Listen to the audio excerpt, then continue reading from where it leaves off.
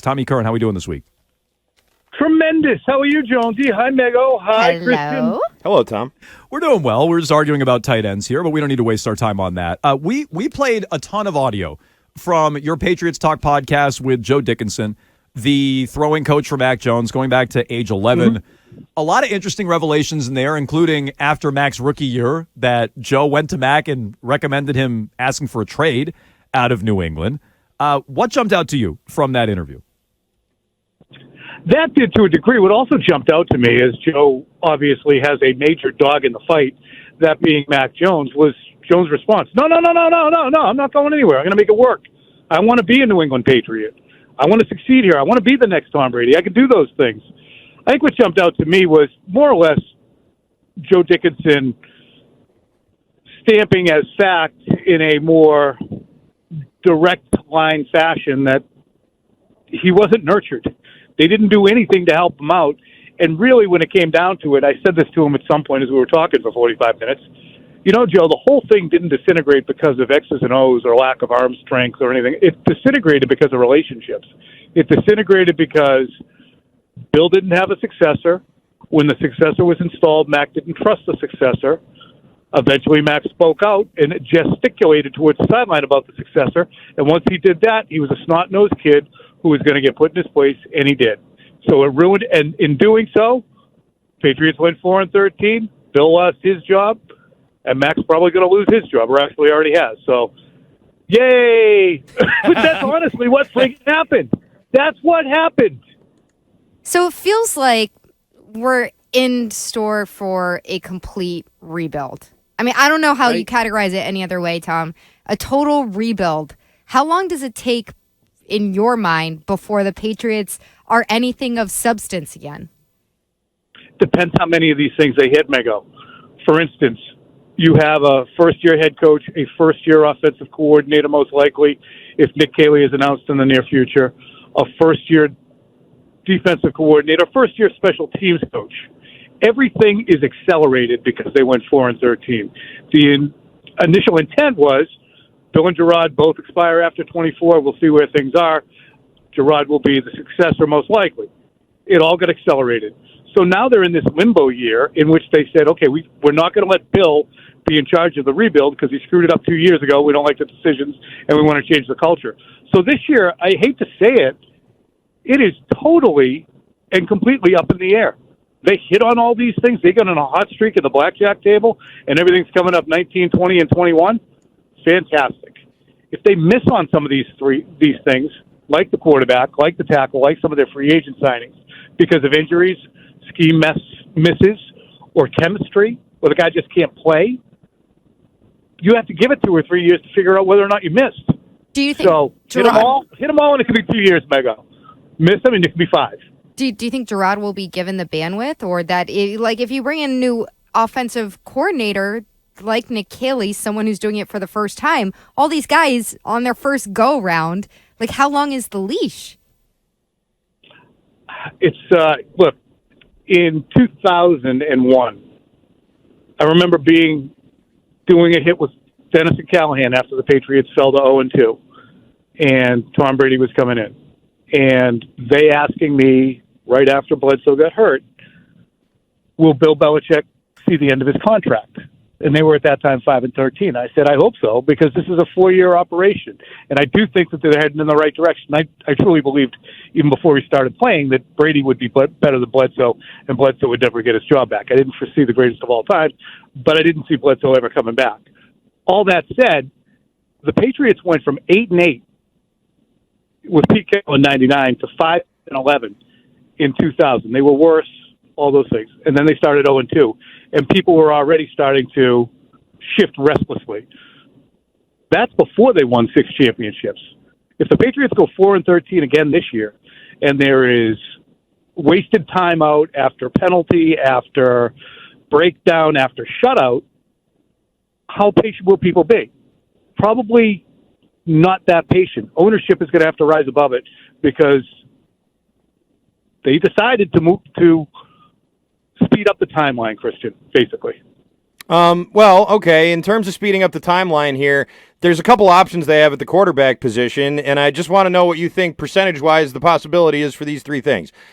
Sticking with Mac, making a pick at third overall, or trading for Justin Fields. If those are the three options, what would you think is most likely they'd be looking to do? I have absolutely no idea what they should do or what their leaning is. Certainly in Mayo's conversation with Steve Burton, he indicated that it was an important position and they go after talent 1,000%. Is that a tip-off they're going quarterback? I have no idea. So that's one of those, this is an information question. I have nothing. What should they do? What do I think they should do? Those are two different things as well. What do I think they should do? I think they should trade down. I really do. I really think that they should either trade down to somebody who needs a quarterback and add a first-round pick for next year so that you have two, knowing that you're already going to be in the top 10 most likely, and now you have two top 10 picks for next year, and you drop down, say, no further than 8, 9, or 10, and you add your offensive tackle. Because you're going to most likely, when we really look at it with clear and open eyes, they're not going to get anything out of their rookie quarterback this year. Not with a rookie OC, not with an entire offense being installed, and not with absolutely no industrial knowledge being passed on from the veterans who are here. So, sorry, wrong place, wrong time to be drafting quarterbacks. Tom, I'm curious what's going on with the offensive coordinator search. Like, where are they going to land with this? Could be done probably, my feeling is, the sense I'm getting from down there is they're very close, and it could be done it could be imminently done, put it that way. Now, could also not be imminently done, and it doesn't happen until sometime tomorrow. Nick Caley is the front runner, as Andrew Callahan has reported, as I've heard as well. So that now leapfrogs to the next lily pad of, oh boy, he's only coached tight ends. He's never coached at the front of the room and organized an entire offense, and I don't blame people for feeling that way. It's an awful lot of new guys standing at the front of rooms, and as coordinators, and as we've talked about before, Adam, when you're the coordinator, that's what it means. You're not just dealing with the quarterback. You're not just dealing with the scheme. You're making sure the offensive line coach is doing his job. The wide receivers coach is doing his job. All the installs are going on the right tempo. There's an unbelievable amount of administrative work that goes into these jobs beyond just saying, here's our script for the first 25 plays.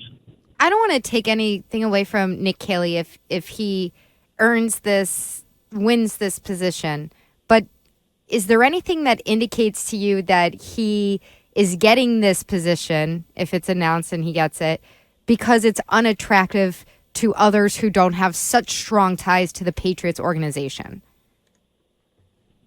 Yeah, I think that's a fair question to ask. Absolutely. You know, there is so much, as we've expressed time and again since the opening press conference for Gerard, there's so much uncertainty as to what the direction of this team is.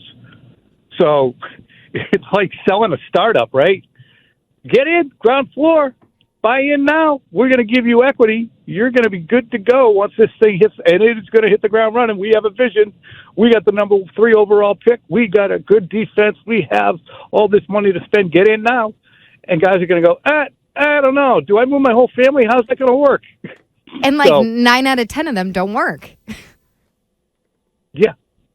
I mean, it's hoping against hope to, again, imagine this Patriots team is in for a quick turnaround, a la 3-14 to 10-7, as the Texans did, I believe. Might have my numbers off on the record, but it's hoping against hope to have that happen. And even then, Nick Caserio had been there for many years and had made bold moves to trade for guys like Laramie Tunsil and to juggle things with Deshaun Watson, and he cycled through failures too. So there is a little bit of a walk, fall, crawl before you can run that I think exists here too. Yeah, so I'll agree to disagree on the Houston one, but we can put that to the side for a moment.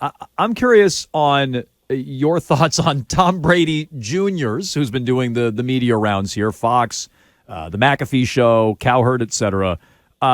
Your reaction, or what you would think Tom's reaction, rather, is to Tom Brady Sr. Discussing Bill Belichick in the Boston Globe. I don't think he'd be psyched, Jonesy. I think he wants to put the genie back in the bottle. I think, look, nobody spent more time eye-rolling, agitated, distressed, and pissed off about Bill Belichick than Tom Brady did.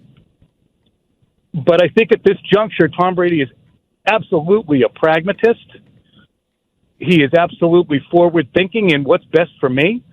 And to make an enemy of Bill Belichick before he goes into the booth and needs to be able to lean on Bill if Bill ever gets another job is not what he's looking for. He's not looking to have that angst. He's not looking to have a pissing contest. He wants to be the bigger man. But that doesn't mean that whatever comes out of his mouth is the God's honest truth. And he can sit in his front car and do an Instagram where he cries about the importance of Bill Belichick. And a lot of people do that about their 50s dad who would never give him a hug. And my dad made me a stronger person because he never gave me a hug or said I love you or kissed me on the forehead. And I owe everything to him. But while it's going on, it sucks. So there is that element there. And I think that Tom Jr. would probably prefer Tom Sr. let sleeping dogs lie. But there is a paternal protectiveness, I'm sure, that exists when you caused my son a lot of stress and strain because you didn't believe he was good and he was sitting there right in front of you. So why do I have to bend my knee to you? And now Bill is, to put it a certain way, in the dumper, according to Tom Brady Sr. Tom Curran, we appreciate the time as always. Check out his work, Patriots Talk Podcast. You can see him all over NBC Sports Boston. And, of course, Tuesdays and Thursdays here on WEEI, Tuesdays with Gresham Fourier, and every Thursday at 3:30. Tom, we appreciate the time. Thanks so much. All right. Thank you very much, guys. Bye. Thanks, Tommy. Tommy Curran, as all our guests, joins us on the Harbor One Hotline.